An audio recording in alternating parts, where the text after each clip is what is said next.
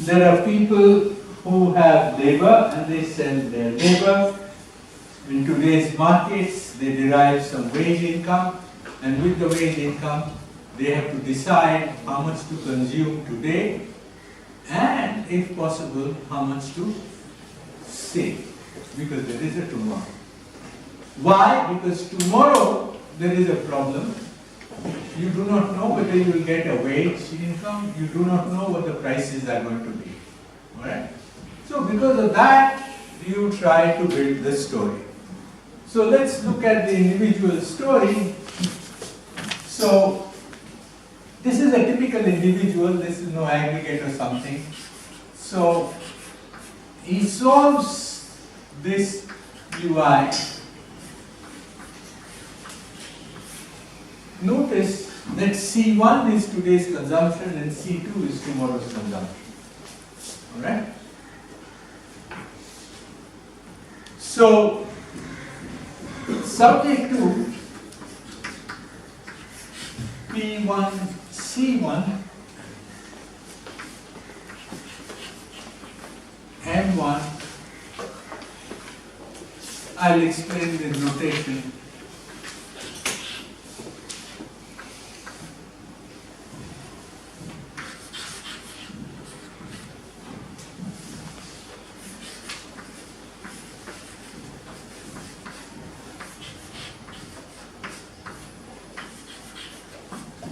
There are two budget constraints you will notice.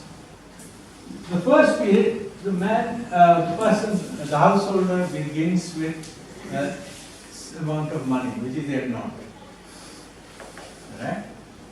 And some labor. With the labor, now you can make the story more complicated by saying that he wants to allocate labor, leisure, and so on and so forth. I'm saying that he wants to work full time, whatever the labor he has. Notice that M1 is what he holds for the next period. He cannot hold consumption good for the next period. That will go waste. So what is the saving that will come out? Notice he began with M0. Right? He ends up with M1. So basically, if he ends up with M1, which he carries over to the next period, so M0 minus M1 would roughly be his savings. Right? Now, notice that M1 doesn't enter the utility function. Right? It doesn't give any utility to the first. So the first question is, why should we hold M1 then? If it doesn't, but notice the second period budget constraint. Now, in the second period budget constraint, now which he is contemplating today, it's actually quite simple. What is P2? P2 is the price of the second period consumption good. Right? He doesn't know what P2 is going to be. He has an expectation of what P2 is going to be. Now, in the second period, there should be no saving. Why? Because that's the final period. So, for the second period,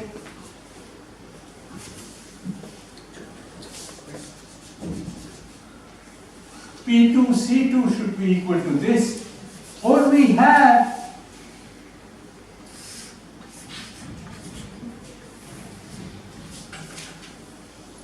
so in fact, what the fellow is maximizing is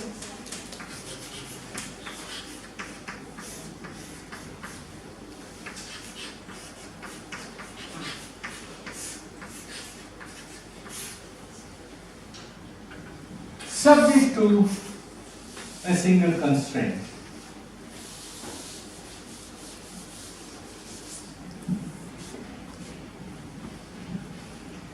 He is to be told what W1 is, what he's going to, wages he's going to get, and this, and the maximize.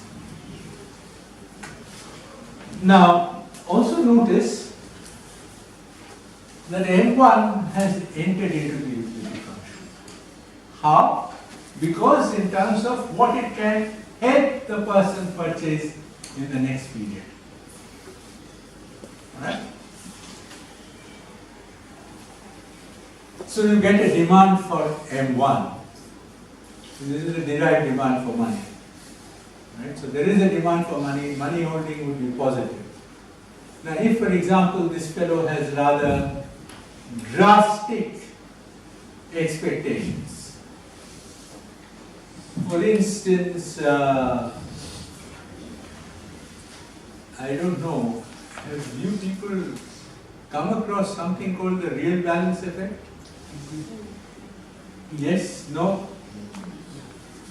You have, but you just keep quiet.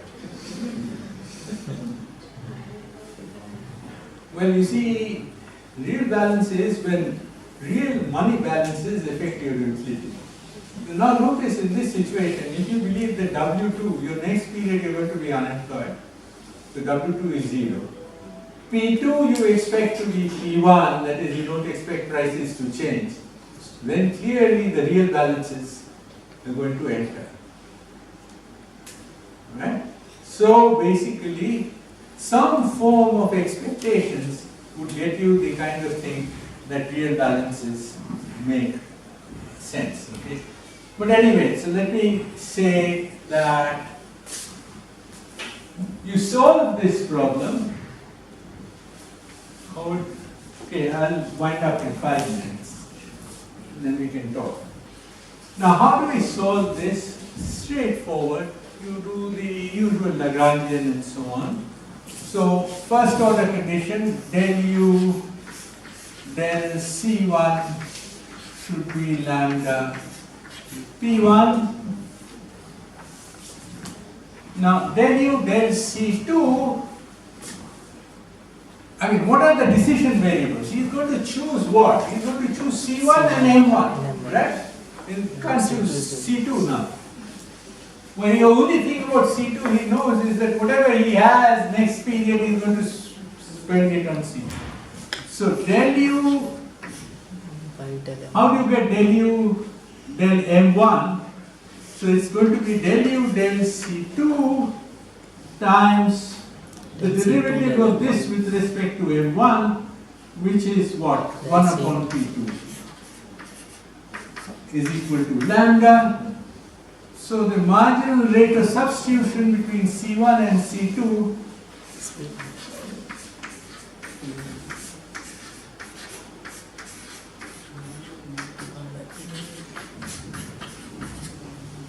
is P1 by P2, and my story is finished. That's it. That's what I wanted to show.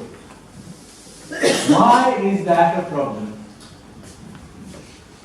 What is P2? P2 is this person's expected prices.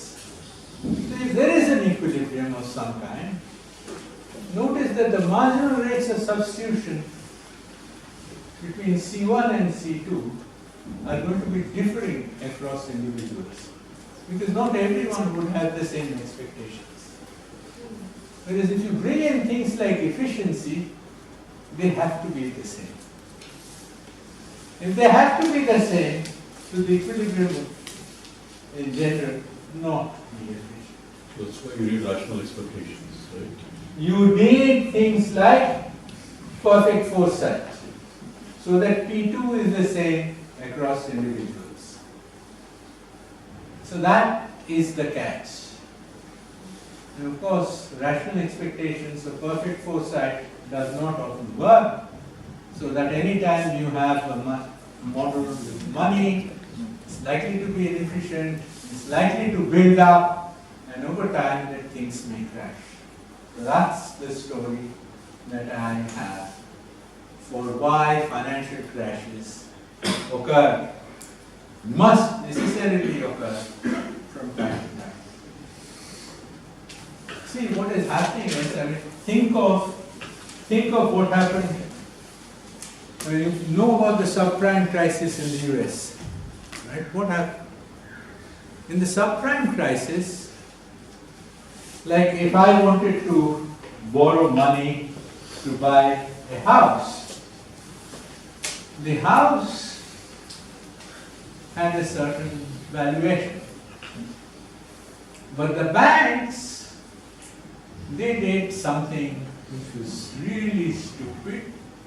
They overvalued the house, and they overvalued evaluate also my paying capacity. So they gave me that loan of an overvalued house, and I had to keep on paying. So long as I could continue to pay, everything was going fine. But suppose I falter, I cannot pay, the bank now has to recoup the money that they had lent me, or they are not going to get it because they had overvalued the house, so that entire thing. This is exactly the kind of thing that I've been talking about, without talking about. Okay, so it happens because of this simple reason that there are future, we have expectations, and there are people who want to exploit this situation. So all these kinds of people that I've been talking about, they are there, and that's what happens. So, in fact, I'd like to end by saying equilibrium is something that ought to be researched on much more widely because of its implications for daily applicability, and not as if nothing happens. Okay? So that's it. Questions? Don't ask difficult ones.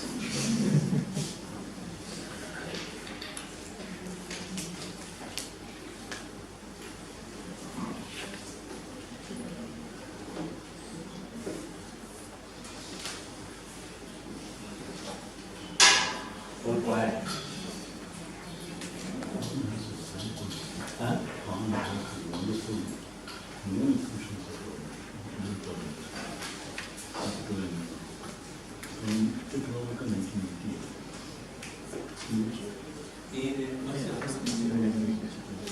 You know, in fact, there is a lecture by Arrow somewhere. And when Arrow talks about why financial crashes occur, where he talks about that, well, he's absolutely on the defensive on their treatment of uncertainty. He says how they had to use perfect foresight to get out of that problem. See that the difficulty with doing theory is that theory exposes the kind of problems that you have to face. But you can't always say that, oh, well, we'll assume perfect foresight and get out of it. You can't have perfect foresight. But then what you're doing is saying that you don't have any uncertainty. You know exactly, everyone knows what tomorrow's price is going to be. Right? And then something happens, and everything goes for a 6. Okay?